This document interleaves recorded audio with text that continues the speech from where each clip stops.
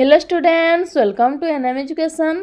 आज वीडियो रे तुम सप्तम श्रेणी साहित्य सौरभ बहिर कहबी कथाटी पद्य को आवृत्ति करिबा एवं आलोचना करिबा। प्रथमे कवि परिचय देखि नबा। कुंतला कुमारी सावत। एही कहबी कथाटी पद्यर कवि हेउचंती कुंतला कुमारी सावत। ओडिया साहित्य रे उत्कल भारती कहिले कुंतला कुमारी को ही समस्ते बुझंती। गत शताब्दीर आरंभ रे नारी माने शिक्षा क्षेत्र रे आग को आसी नथिबा बेले से चिकित्सा क्षेत्र रे शिक्षा प्राप्त होई सुनाम अर्जन करिथिले। एहा छड़ा कवि और लेखक भाव रे ओडिया साहित्य रे से सुप्रसिद्ध। किए सुप्रसिद्ध? कुंतला कुमारी सावत। अंजलि, अर्चना, स्फुलिंग प्रभृति कविता ग्रंथ, नतुंडी, कालीबोहू, परसमणि इत्यादि उपन्यास तांकर अमर कृति। कहबी कथाटी कवितारे माँ निज पुआ को ओडिया जातिर गौरव विषय रे चेताई देइछंती एवं भविष्यत रे जणे सुयोग्य संतान हेबाकू उद्बोधन देइछंती। नारी कवि कुंतला कुमारी सावत फेब्रुआरी 8 तारिख 1901 मसीहारे जन्म ग्रहण करिथिले। तांको पितांको नाम थिला दानिएल सावत एवं तांको मातांको नाम थिला मनिका देवी। ओडिया साहित्य रे उत्कल भारती कहिले कुंतला कुमारी को ही समस्ते जानती। गत शताब्दीर आरंभ रे नारी माने शिक्षा क्षेत्र रे आग को आसी नथिबा बेले कुंतला कुमारी चिकित्सा क्षेत्र रे शिक्षा प्राप्त होई सुनाम अर्जन करिथिले। एहा छड़ा कवि और लेखक भाव रे ओडिया साहित्य रे कुंतला कुमारी सुप्रसिद्धि लाभ करिसंती। अंजलि, अर्चना, स्फुलिंग प्रभृति कविता ग्रंथ एवं नतुंडी, कालीबोहू, परसमणि इत्यादि उपन्यास जहाँकि से लेखि अमर कृति लाभ करिसंती। अगस्ट मास 23 तारिख 1938 मसीहारे कुंतला कुमारी सावतंक मृत्यु होइथिला। कहबी कथाटी कवितारे माँ निज पुआ को ओडिया जातिर गौरव विषय रे चेताई देइछंती एवं भविष्यत रे जणे सुयोग्य संतान हेबाकू उद्बोधन देइछंती। प्रथमे कविता को आवृत्ति करि नबा, तापरे आलोचना करिबा। आजी बाप तोते कहबी कथाटी शुणिबु तु देई मन काहा कुमार तू काहा कुलमणि जानिचु कि गंठी धन निरिमल तू ही सरगत राटी सरगर झरा फूल हस हस तोर कौतुक बाबू कि मधुर कि डौल आखि दोटी तोर आनंद उज्ज्वल चंचलता प्रति अंगे लवणी पितुला स्नेह सुधा बोला खेलु खेल नाना रंगे धूली माटी घेनी कि सुंदर तू ही गढ़ी बसु केते जाति पशु पक्षी जीव देवता देउल संगे संगे वर्षे माती केवे किरे बाप शुणिचु तू काने पाप घोषी बाप कथा केते से महत करम साधिले भालिले जीव चेता बाप दादी तोर थिले अति बड़ रखी जाइछंती नाम मंदिर तोड़ाई पोखरी खोलाई गढ़ी नाना तीर्थ धाम कोणार्क मथारे जगन्नाथपुरे उड़े तो तांकरी छती लखे देउଳରେ संज आळतीरे जळे तो तांकरी बती नदी बंध सबु तांकरी कीरती थिले बड़ कारीगर पथर उपरे आंकिछंती छवि अपरूप मनोहर थिले बड़ वीर लक्ष्य राजांकर मौड़मणिर जाति ପୁରୁଷୋତ୍ତମ ବୀର ଖାରବେଳ ଅନଙ୍ଗ ଭୀମ ଯଜାତି ମହାମହାରାଜା ମହାମହାରଥୀ ଥିଲେ ତୋର ବାପା ଜେଜେ। କିଏ ସରି ହେବ ଗୁଣ ଜ୍ଞାନେ ତାଙ୍କୁ କିଏ ସରି ହେବ ତେଜେ। ଓଡ଼ିଆ ବୋଲି ତୁ ମନେ ଗର୍ବ ବହି ଚାଲରେ ଟେକି ତୋ ମଥା ନୀତି ମନେ ମନେ ଗୁଣି ହେଉଥା ପୂର୍ବପୁରୁଷଙ୍କ କଥା। ଭଞ୍ଜ ଜଗନ୍ନାଥ ସାମନ୍ତ ସିଂହାର ସାରଳାଦି କବିକୁଳ ତୋ ପୂର୍ବପୁରୁଷ ତାଙ୍କ ସନ୍ତାନ ତୁ ଏକଥା ମନୁ ନ ଭୁଲ। ପିଲାମାନେ ଏବେ ତ ପଦଟିକୁ ଆବୃତ୍ତି କରିନେଲେ, ତାପରେ ଆଲୋଚନା କରିବା। ଆଜି ବାପ ତୋତେ କହିବି କଥାଟି ଶୁଣିବୁ ତୁ ଦେଇ ମନ କାହା କୁମର ତୁ କାହା କୁଳମଣି ଜାଣିଛୁ କି ଗଣ୍ଠି ଧନ। କୁମର ମାନେ ପୁତ୍ର। ତାଙ୍କ ମା ପୁଅକୁ କହୁଛନ୍ତି ବାପା ତୋତେ ମୁଁ କଥାଟିଏ କହିବି। ମୁଁ ଯାହା କହିବି ତୁ ସେ କଥାକୁ ମନ ଦେଇ ଶୁଣିବୁ। ତୁ କାହାର ପୁତ୍ର ତୁ କାହାର କୁଳମଣି। ଉତ୍କଳର ଜଣେ ମା ତାର ପୁତ୍ରକୁ ନିଜର ଜାତିର ଗୌରବ ବିଷୟରେ ଚେତାଇ ଦେବାକୁ ଯାଇ କହୁଛନ୍ତି ଧନରେ ତୁ କାହା କୁଳର ତୁ କାହା ପୁଅ ମୁଁ ସେ କଥା ତୋତେ କହୁଛି ତାହା ମନ ଦେଇ ଶୁଣ। ନିରିମଳ ତୁହି ସରଗ ତରାଟି ସରଗର ଝରା ଫୁଲ ହସ ଭାସ ତୋର କୌତୁକ ବାବୁ କି ମଧୁର କି ଡଉଲ।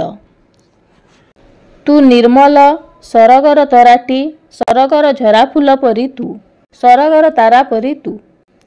ତୋ ହସ ତୋ କଥା ସବୁ ବହୁତ ଭଲ କି ମଧୁର କି ସୁନ୍ଦର ତୋ କଥା।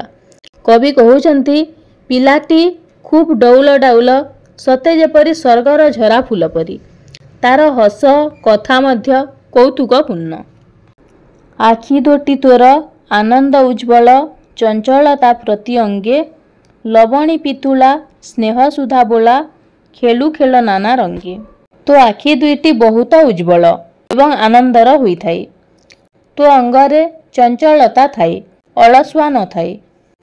କୋମଳ ଶରୀର ତୋର ଯେ କୋମଳ ଶରୀର ଅମୃତ ବଳା।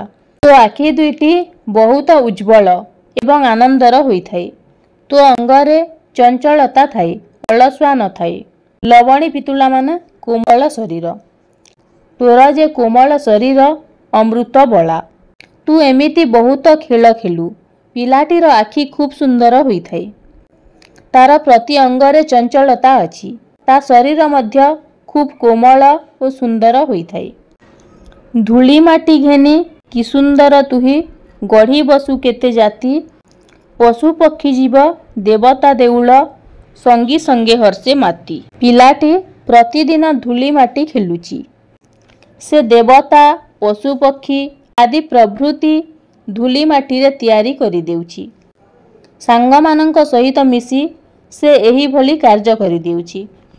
କେବେ କିରେ ବାପ ଶୁଣିଛୁ ତୁ କାନେ ବାପ ଗୋସି ବାପ କଥା କେତେ ସେ ମହତ କରମ ସାଧିଲେ ଭାଳିଲେ ହଜିବ ଚେତା। ଗୋସି ବାପ ମାନେ ଜେଜେ ବାପା।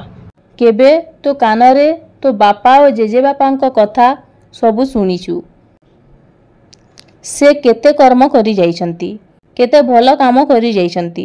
ସେସବୁ କଥା ତୁ ଶୁଣିଲେ ତୋ ଚେତା ହଜିଯିବ। ତା ମା ପୁଅକୁ କହୁଛନ୍ତି କେବେ ତୋର ଜେଜେ ବାପା ଏବଂ ବାପାଙ୍କ କଥା କାନରେ ଶୁଣିଛୁ କି? ସେମାନେ ଅତୀତରେ ଯେଉଁ ମହତ୍ତ୍ୱପୂର୍ଣ୍ଣ କାର୍ଯ୍ୟ ସବୁ କରିଛନ୍ତି ତାହା ଭାବିଲେ ଆଶ୍ଚର୍ଯ୍ୟ ହେବାକୁ ପଡ଼ିବ। ତାହାକୁ ଯଦି ଭାବିବୁ ତୋ ଚେତା ହଜିଯିବ। ସେ ଅନେକ ମହତ୍ତ୍ୱ କାମ କରିଛନ୍ତି। ବାପ ଦାଦି ତୋର ଥିଲେ ଅତି ବଡ଼ ରଖି ଯାଇଛନ୍ତି ନାମ ମନ୍ଦିର ତୋଳାଇ ପୋଖରୀ ଖୋଳାଇ ଗଢ଼ି ନାନା ତୀର୍ଥ ଧାମ। ତେବେ ମା କହୁଛନ୍ତି ତାଙ୍କ ପୁଅକୁ ବାପା ଦାଦି ତୋର ଏପରି ମହାନ କାମ କରି ଯାଇଛନ୍ତି ଯେ ନିଜର ନାମ ରଖି ଯାଇଛନ୍ତି।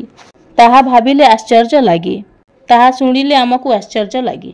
ପୂର୍ବପୁରୁଷମାନେ ତୀର୍ଥସ୍ଥାନମାନଙ୍କର ନାନା ମନ୍ଦିର ଓ ପୁଷ୍କରିଣୀ ଆଦି ନିର୍ମାଣ କରି ମହାନତାର ପରିଚୟ ଦେଇ ଯାଇଛନ୍ତି ସେମାନେ। କୋଣାର୍କ ମଥାରେ ଜଗନ୍ନାଥପୁରେ ଉଡ଼େ ତ ତାଙ୍କରି ଛତି, ଲକ୍ଷେ ଦେଉଳର ସଞ୍ଜ ଆଳତୀରେ ଜଳେ ତ ତାଙ୍କରି ବତି। ଛତି ମାନେ ଛତା। କୋଣାର୍କ ମନ୍ଦିର। ପୁରୀ ଧାମର ଯେଉଁ କୋଣାର୍କ ମନ୍ଦିର ସେଇଟା ଗୋଟିଏ ତୀର୍ଥସ୍ଥାନ। କେତେକ ଲୋକ ଏଠିକୁ ଯିବା ଆସିବା କରନ୍ତି। କେତେକ ଲୋକ ଠାକୁରଙ୍କୁ ଦର୍ଶନ କରିବାକୁ ଯାଆନ୍ତି। ଏମିତି ଲକ୍ଷ ଲକ୍ଷ ଦେଉଳରେ ସନ୍ଧ୍ୟା ସମୟରେ ସେମାନଙ୍କର ନାମକୁ ସମସ୍ତେ ମନେ ପକାନ୍ତି। ସେମାନେ ଏମିତି ମହାନ କାମ କରି ଯାଇଛନ୍ତି, ଲୋକମାନେ ଆଜି ମଧ୍ୟ ତାଙ୍କୁ ଭୁଲି ପାରିନାହାନ୍ତି। ଲୋକମାନେ ଆଜି ମଧ୍ୟ ତାଙ୍କୁ ମନେ ପକାନ୍ତି। ତୁମ ପୂର୍ବପୁରୁଷ ଦ୍ୱାରା ସମୁଦ୍ର ବେଳାଭୂମିରେ ନିର୍ମିତ କୋଣାର୍କ ମନ୍ଦିର ଆଜି ବିଶ୍ୱରେ ବିଶ୍ୱମୟ। ସେହିପରି ପୁରୀର ଜଗନ୍ନାଥ ମନ୍ଦିର ବିଶ୍ୱରେ କୋଟି କୋଟି ଲୋକମାନଙ୍କର ତୀର୍ଥସ୍ଥାନ ହୋଇଯାଇଛି। ଭୁବନେଶ୍ୱର, ପୁରୀ ଲକ୍ଷାଧିକ ମନ୍ଦିରର କାରୁକଳା ସେମାନଙ୍କର ଅମ୍ଳାନ କୀର୍ତ୍ତି ବହନ କରେ। ଏହି କଥା ତାଙ୍କ ମା ପୁଅକୁ କହୁଛନ୍ତି। ନଦୀବନ୍ଧ ସବୁ ତାଙ୍କରି କିରତି, ଥିଲେ ବଡ଼ କାରିଗର, ପଥର ଉପରେ ଆଙ୍କିଛନ୍ତି ଛବି ଅପରୂପ ମନୋହର। ତାଙ୍କ ମା କହୁଛନ୍ତି ସେମାନେ ବିନ୍ଦୁ ସରୋବର, ନରେନ୍ଦ୍ର ପୋଖରୀ ଖୋଳାଇଛନ୍ତି ଏବଂ କାଠଯୋଡ଼ିର ପଥର ବନ୍ଧ ମଧ୍ୟ ତିଆରି କରିଛନ୍ତି। ସେମାନେ ଥିଲେ ବଡ଼ ବଡ଼ କାରିଗର। ଏହିସବୁ ସ୍ଥାନ ଆଜି ଓଡ଼ିଶାରେ ତୀର୍ଥସ୍ଥଳ ପାଲଟି ଯାଇଛି। ମନ୍ଦିର ଗାତ୍ରରେ ଅର୍ଥାତ୍ କାନ୍ଥରେ ତାଙ୍କର ଅପୂର୍ବ ଛବିମାନ ଦେଖିବାକୁ ମଧ୍ୟ ମିଳିଥାଏ। ଥିଲେ ବଡ଼ ବୀର ଲକ୍ଷେ ରାଜାଙ୍କର, ମଉଡ଼ମଣିର ଜାତି, ପୁରୁଷ ଉତ୍ତମ ବୀର ଖାରବେଳ, ଅନଙ୍ଗ ଭୀମ ଯଯାତି। ସେମାନେ କାରିଗର ଥିଲେ, ତା ସହିତ ସେମାନେ ବଳବୀର ମଧ୍ୟ ଥିଲେ। ଲକ୍ଷେ ରାଜାଙ୍କର ମଉଡ଼ମଣି ସେ ଥିଲେ। ସେମାନେ ଯେ କେବଳ କାରିଗର ଥିଲେ ତାହା ନୁହେଁ, ସେମାନେ ମଧ୍ୟ ଜଣେ ଜଣେ ବୀର ଥିଲେ। ତାଙ୍କ ସହିତ ବୀରତ୍ୱର କେହି ସମକକ୍ଷ ହୋଇପାରିବେ ନାହିଁ। ସେମାନେ ଥିଲେ ଲକ୍ଷେ ରାଜାଙ୍କର ମଉଡ଼ମଣି। ମହାନ ବୀର ଔର ଖାରବେଳ, ପୁରୁଷୋତ୍ତମ ଦେବ, ଅନଙ୍ଗ ଭୀମ ଦେବ, ଯଯାତି କେଶରୀଙ୍କର ନାମ ଏ କ୍ଷେତ୍ରରେ ଅଗ୍ରଗଣ୍ୟ। ପ୍ରାଚୀନ ଓଡ଼ିଶାର ଏହି ନାମଧାରୀ ପ୍ରସିଦ୍ଧ ସମ୍ରାଟ ଥିଲେ। ପୁରୁଷ ଉତ୍ତମ, ବୀର ଖାରବେଳ, ଅନଙ୍ଗ ଭୀମ, ଯଯାତି ଏମାନେ ପ୍ରସିଦ୍ଧ ସମ୍ରାଟ ଥିଲେ। ପୁରୁଷୋତ୍ତମ କାଞ୍ଚି ବିଜୟ କରିଥିଲେ। ଖାରବେଳ ଭାରତର ବହୁ ଅଞ୍ଚଳ ଜୟ କରିଥିଲେ। ଖଣ୍ଡଗିରି, ଉଦୟଗିରିରେ ଖାରବେଳର ଗୁମ୍ଫା ସବୁ ଆଜି ମଧ୍ୟ ଇତିହାସର ନାମ ସାଇତିକି ରଖିଛି। ମହାମହାରାଜା, ମହାମହାରଥୀ ଥିଲେ ତୋର ବାପା ଜେଜେ, କିଏ ସରି ହେବ ଗୁଣଜ୍ଞାନ ତାଙ୍କୁ, କିଏ ସରି ହେବ ତେଜେ। ତୋର ବାପା ଜେଜେମାନେ ମହାରାଜା ଏବଂ ମହାରଥୀ ଥିଲେ। ତାଙ୍କର ଗୁଣ ବହୁତ ଭଲ ଥିଲା। ତାଙ୍କୁ ଟପିକି କିଏ ଆଗକୁ ଯାଇପାରିବେ ନାହିଁ।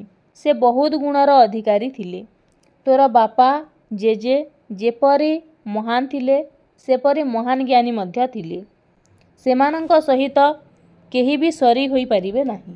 ଓଡ଼ିଆ ବୋଲି ତୁ ମନେ ଗର୍ବ ବୋହି, ଚାଲରେ ଟେକି ତୋ ମଥା, ନୀତି ମନେ ମନେ ଗୁଣି ହେଉଥା ପୂର୍ବପୁରୁଷଙ୍କ କଥା।